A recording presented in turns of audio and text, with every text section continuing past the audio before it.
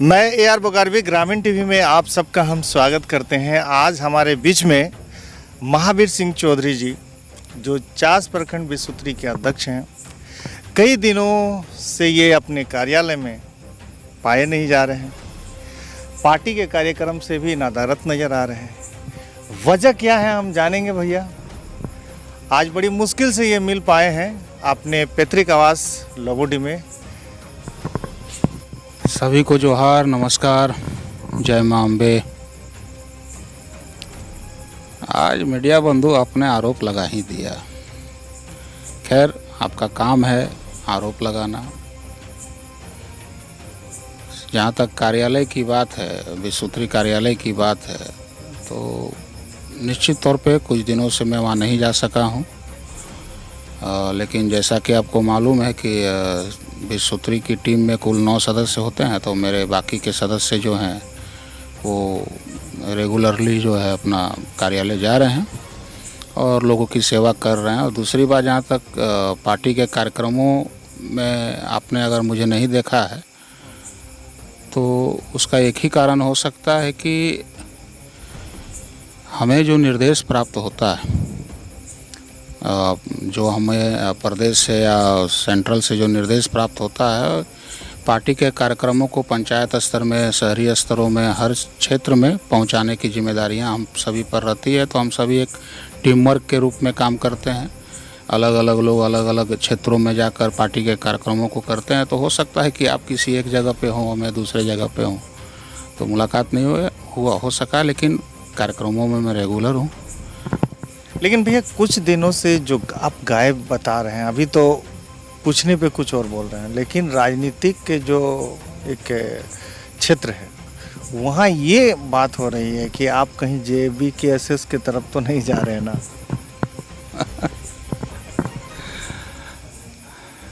क्या वाकई में ऐसी चर्चा है?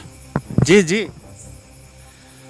अब ऐसी चर्चाएं हैं तो मुझे नहीं मालूम। देखिए, मैं कांग्रेसी हूँ और कांग्रेस के विचारधारा को जन जन तक पहुंचाने की मेरी जिम्मेदारी है।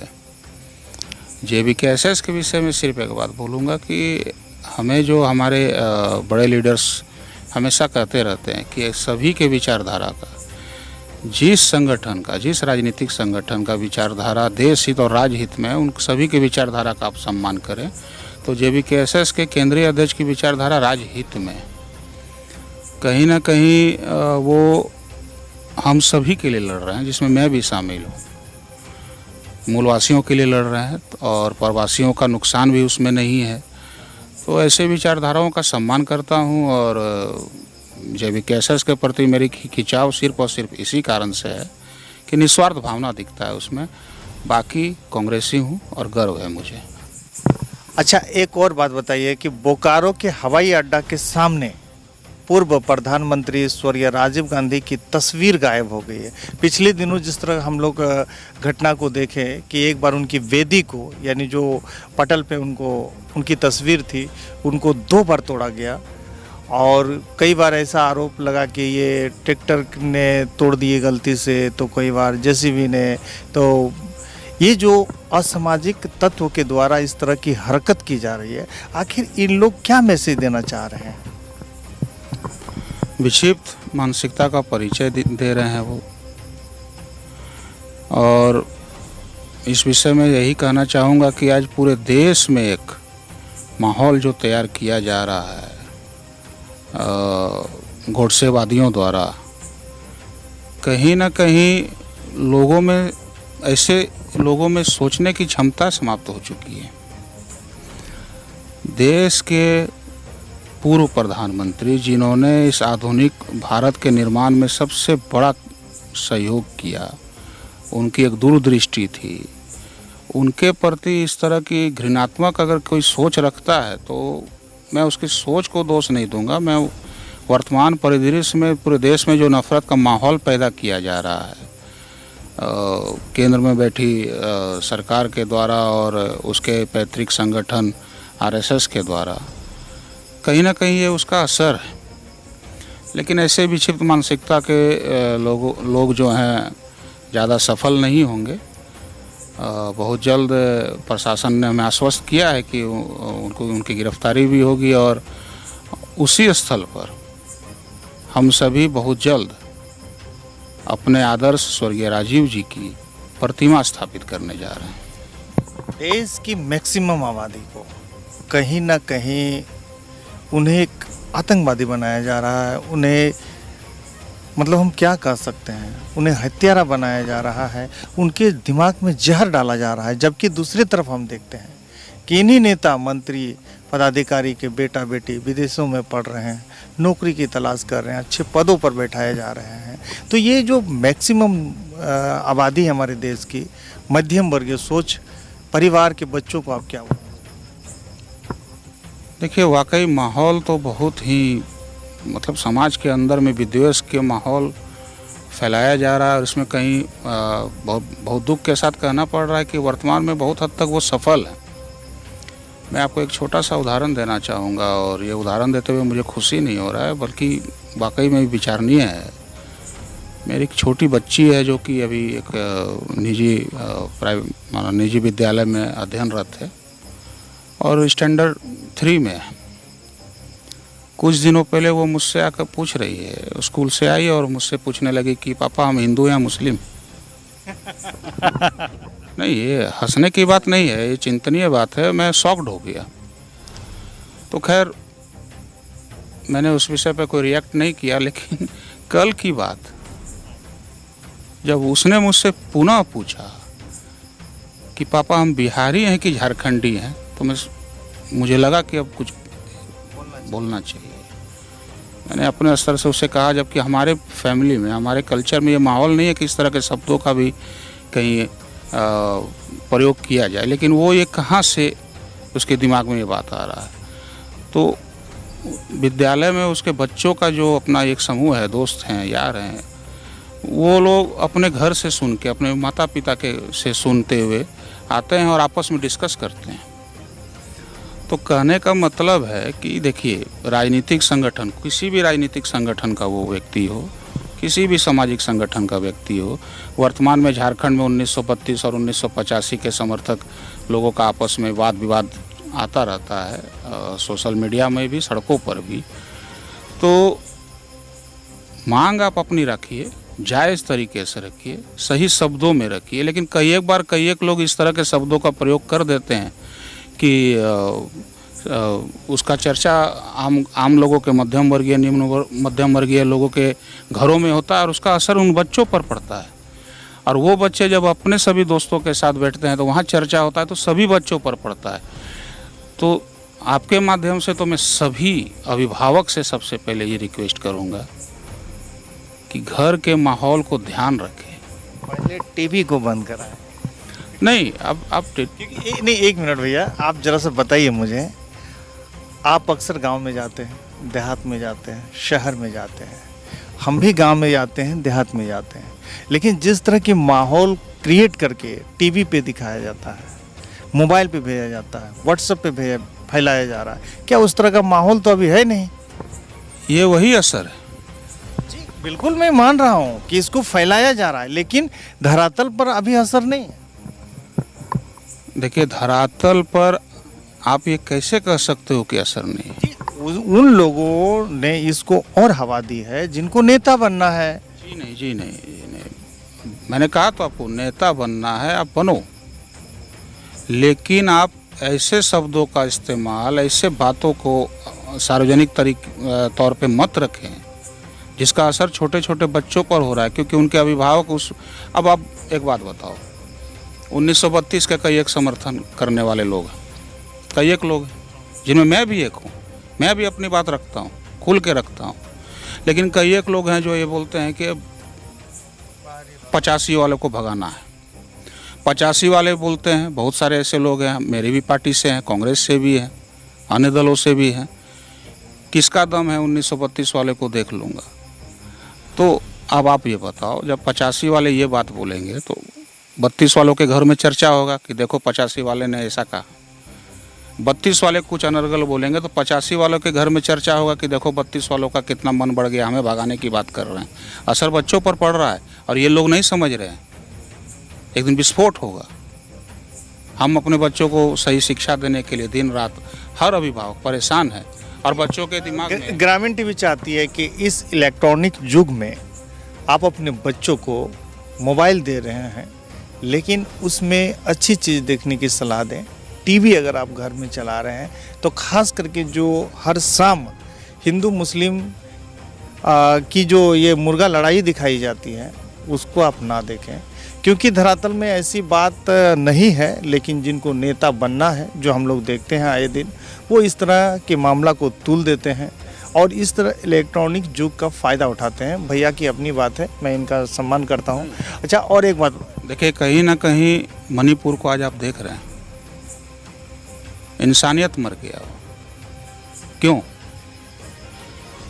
यही प्रधानमंत्री जी बोले हैं 2-4 लाइन, लेकिन राहुल गांधी जी ने जो बात कही कि प्रधानमंत्री चाहे तो वहाँ एक दिन में दंगा रुकवा सकते, लेकिन वो रुकवाना नहीं चाहते। मैंने कहा तो आपको, ये जो देश में जो जिनकी सरकार है वो पूरे देश में अराजकता का माहौल पैदा करने का प्रयास कर रही है, और आज से नहीं, लगभग 100 वर्षों से इनकी जो पैतृक संगठन है ना आरएसएस, वो यही प्रयास कर रहा है। और अभी दुर्भाग्य से सत्ता उनके हाथ में है, तो मणिपुर जल रहा है तो उनको तो आनंद आ रहा है।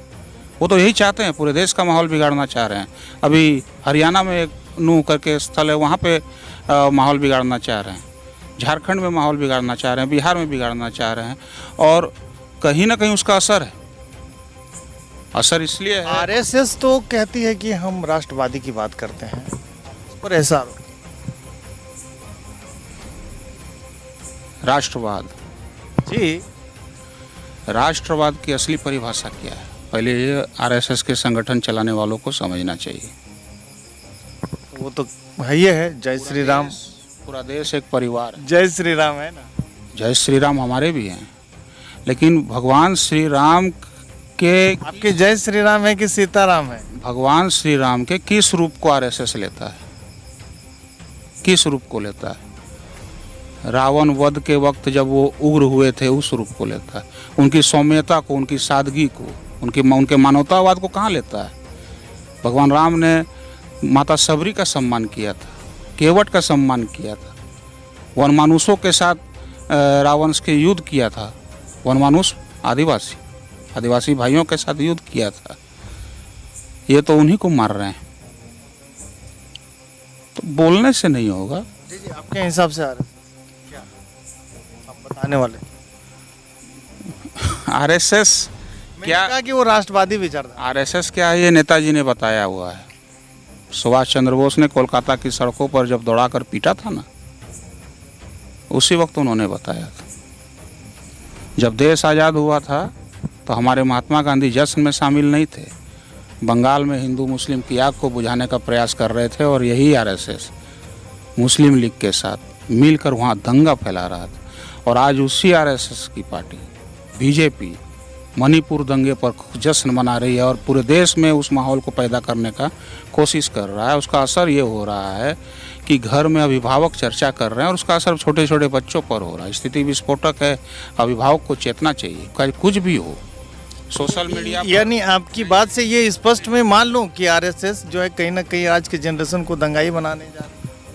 उसका उस संगठन का निर्माण ही इस उद्देश्य से हुआ है। उसका एक ही उद्देश्य है। मैं देखता हूँ बिल्कुल, जो मैं हमारे ग्रामीण टीवी को देखते हैं, समझते हैं, मैं उनसे कहना चाहता हूँ कि अक्सर दंगों में कौन लोग मारे जाते हैं, कौन लोग शामिल होते हैं, जरा आप लोग गौर से सोचिए। क्योंकि जो नेता मंत्री ऑफिसर्स हैं, जिनके बच्चे कहीं ना कहीं विदेश में पढ़ते हैं, नौकरी की तलाश करते हैं, आप लोग समझने का प्रयास कीजिए। आपके बच्चे आपके ख्याल रखें, आपके बच्चे अच्छी नौकरी करें, आपके बच्चे अच्छी कमाई करें, इसको लेकर हम लोग जो है कि मुहिम छेड़े हुए हैं। और अपने मुहिम में कब तक कामयाब हो पाएंगे ये तो नहीं कह सकते, क्योंकि इलेक्ट्रॉनिक युग का एक बड़ा हिस्सा कहीं ना कहीं देश को बरगलाने में लगा हुआ है। जी आगे। सभी के बच्चे अच्छी शिक्षा के साथ अच्छे संस्कार प्राप्त करें, और सोशल मीडिया में क्या चर्चाएं होती है उस चर्चा को अपने घर तक पॉजिटिवली ले जाए, नेगेटिव चर्चा ना करें। और नहीं तो हम अपने बच्चों को शिक्षा देते हुए भी शिक्षित नहीं कर पाएंगे। देश के प्रति उनके सोच को जो आरएसएस और बीजेपी चाहती है कि भ्रष्ट कर दे, हम उसे रोक नहीं पाएंगे। बोकारो के मुद्दा को लेकर हम आपके पास पूछने के लिए आए थे, खास करके पूर्व प्रधानमंत्री राजीव गांधी जी की तस्वीर को लोग चुरा कर ले जाते हैं। लेकिन इन बोकारो में और हमारे झारखंड में विस्थापितों की एक बड़ी समस्या है और कुछ लोग ये कहते हुए पाए जाते हैं कि भैया हम सरकार से बात करते हैं, एक तरफ सरकार ये कहती है कि अगर सरकार ज़मीन किसी भी कंपनी के लिए ज़मीन अधिग्रहण करती है और अगर ज़मीन अधिग्रहण करने के बाद अगर उसमें फैक्ट्रियां नहीं लगती है तो 5 साल के बाद पुनः उस ज़मीन को जो है कि उस रैयत के पास जो है कि हस्तांतरित कर दिया जाता है। लेकिन कुछ कानूनदान ये भी हवाला देते हैं कि अगर उसमें पेमेंट हो गया हो तो ऐसा संभव नहीं है। तो आप मुझे बताइए, जहाँ 1000 हज़ारों परिवार जो आज तड़प रहे हैं अपने हक अधिकार के लिए, उनको कई मूलभूत सुविधा से उनको वंचित किया जा रहा है, तो इस पर कानून बनेगा कि नहीं बनेगा? आखिर ये लेजिस्लेटिव मेंबर ऑफ पार्लियामेंट को आप किस हिसाब से इन लोगों को दे? पता नहीं ऐसे कौन से कानूनदान है जो इस तरह की बात करते हैं। अधिग्रहण का अर्थ ही होता है आपने उसका मुआवजा दे दिया। भूमि अधिग्रहण कानून जो 2013 में हमारे प्रधानमंत्री यूपीए की सरकार थी, श्री मनमोहन सिंह जी लाए थे, उसमें स्पष्ट तौर पे उल्लेख है जो अभी आपने कहा। तो कहने का मेरा मतलब है कि जो भी लोग इससे प्रभावित हैं वो एक बार न्यायालय में जाएं, अपनी बात को ठोस तरीके से रखें, बेहतर वकीलों के द्वारा रखें, उन्हें उसका फ़ायदा मिलेगा। और कुछ कानूनदान जो इस तरह की बात कर रहे हैं, उन्होंने अभी तक लग रहा है कि बढ़िया से उस कानून को अध्ययन ही नहीं किया, उन्हें करना चाहिए। तो वकीलों को भी हमारे महावीर दा जो चास प्रखंड विश्वत्री के अध्यक्ष हैं, वो सलाह दे रहे हैं कि जो भी कोई भी विस्थापित अगर इस मामला को लेकर आपके पास आता है तो आप उस चीज़ को अच्छी तरह अध्ययन करें, फिर उनकी केस को आगे बढ़ाएं। देखिए, वकील तो शिक्षित होते हैं। मैं वैसे वकीलों को मैं कह रहा हूँ जो इस तरह का भ्रम फैला रहे हैं। जी जी जी जी, मैं वैसे ही वकीलों को कहा। ये जो आपने कहा कि पेमेंट हो गया है तो वापस नहीं हो सकता, अरे भाई अधिग्रहण का अर्थ ही है पेमेंट होना, मुआवजा दिया गया आपको। उसके बाद क्लॉज है कि जिस पर्पस में आपका ज़मीन लिया गया उस पर्पस में अगर इस्तेमाल नहीं किया जा रहा है तो आप न्यायालय की शरण में जाइए, वो ज़मीन आपको वापस होना है। लेकिन उसके लिए ठोस तरीके से बात रखने के लिए बेहतर वकील करें, मैं ये कह रहा हूँ। कई लोगों को मैंने दिग्भ्रमित होते हुए देखा है। गलत है अगर ऐसा वकीलों के द्वारा नहीं, अगर कुछ वकील इस तरह की बातें रख रहे हैं तो सभी से आग्रह करूँगा कि आपका वर्ग जो है देश का एक स्तंभ में गिनती में आता है, तो कुछ भी बोलें, कानून सम्मत बोलें। बहुत बहुत शुक्रिया। ये थे महावीर सिंह चौधरी जी, विश्वसूत्री अध्यक्ष चास प्रखंड। और सबसे बड़ी बात है कि आज कोई भी असामाजिक तत्व के द्वारा जिस तरह पूर्व प्रधानमंत्री राजीव गांधी जी की तस्वीर को वहां से चुरा लिया गया या हटा दिया गया है, ये बहुत ही घटिया और नीच काम है। क्योंकि उनके माताजी ने पहली बार इस बोकारो में, जो बोकारो स्टील प्लांट में आग दी थी, और उन्होंने कई यहाँ के विस्थापितों के लिए नियम बनाई थी और कानून लाए थे। लेकिन आज कहीं ना कहीं जो ऑफिसर यहाँ पे नौकरी करते हैं, आज इनको अपने वर्चस्व से कायम किए हुए हैं, आज उनके बच्चे नौकरी ले रहे हैं, लेकिन रैयतों के बच्चों को नौकरी से वंचित किया जा रहा है। ये बड़ी समस्या है।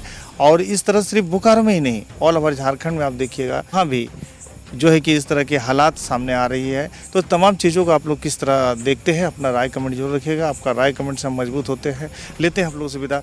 जय झारखंड, जोहार झारखंड। जोहार।